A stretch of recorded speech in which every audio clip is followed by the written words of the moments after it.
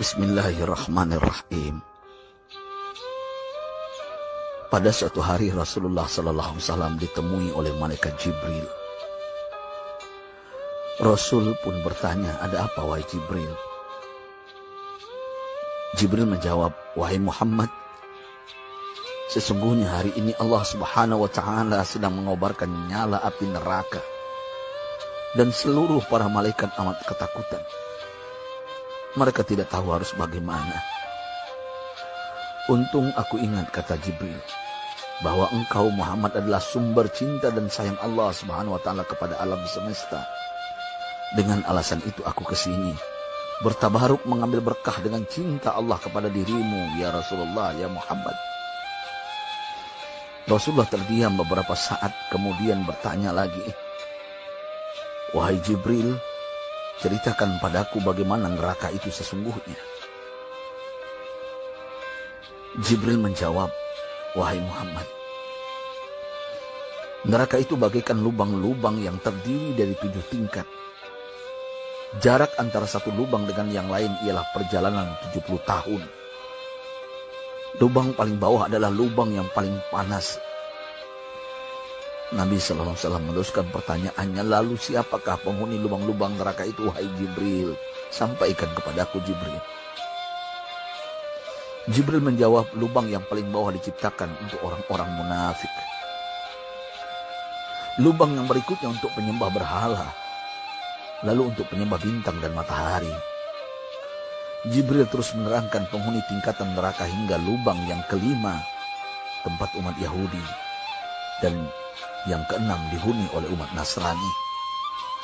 Setelah menjelaskan penghuni 6 tingkatan neraka, Jibril diam cukup lama. Rasulullah SAW penasaran dan bertanya kepada Jibril, "Wahai Jibril, siapakah penghuni neraka yang ke-7?" Jibril diam saja tidak menjawab. Rasulullah SAW mengulangi pertanyaannya, tapi Jibril tetap diam. Rasulullah tambah penasaran dan mendesak Jibril agar dijawab pertanyaannya. Akhirnya Jibril pun berkata, "Umatmu wahai Muhammad, mereka itu para pelaku dosa besar di kalangan umatmu, yang dimana sampai mereka mati belum sempat bertaubat."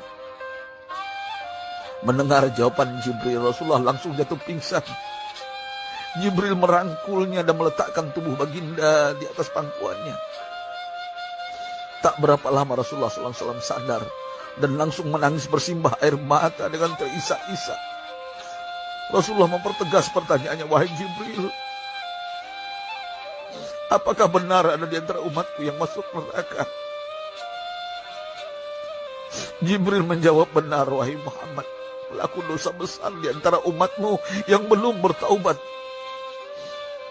Setelah itu Rasulullah menghadap kiblat dan sujud kepada Allah dalam isak tangisnya.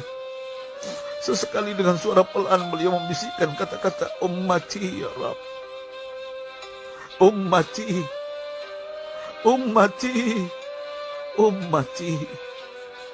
Beliau SAW tidak mengangkat kepalanya dalam keadaan seperti itu selama 3 hari 3 malam.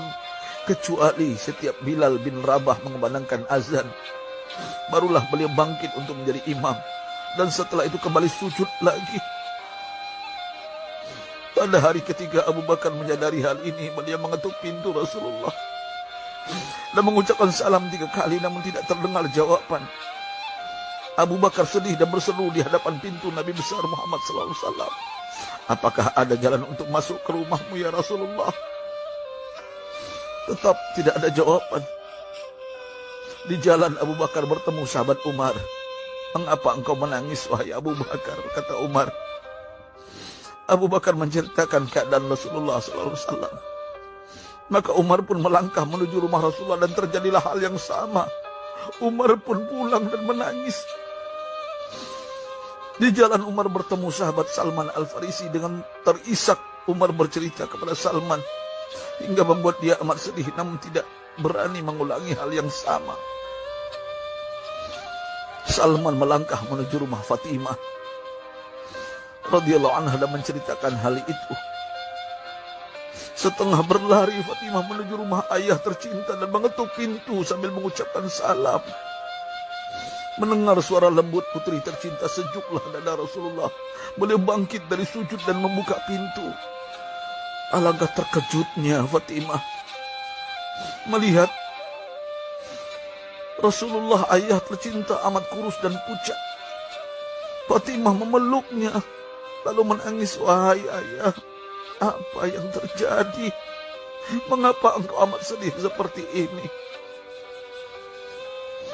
Rasulullah kembali menangis dan berkata dengan suara lirih, wahai Fatimah, belahan jiwaku, bagaimana mungkin aku tidak sedih sedangkan Jibril mengatakan akan ada kelak umatku yang akan masuk neraka.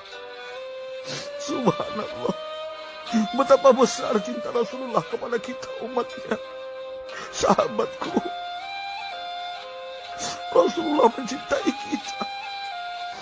Antaman ma'aman ahbabta, engkau akan berkumpul dengan orang yang kau cintai. Mari kita mencintai baginda Nabi besar Muhammad SAW yang mencintai kita, umat yang tidak rela kita masuk neraka.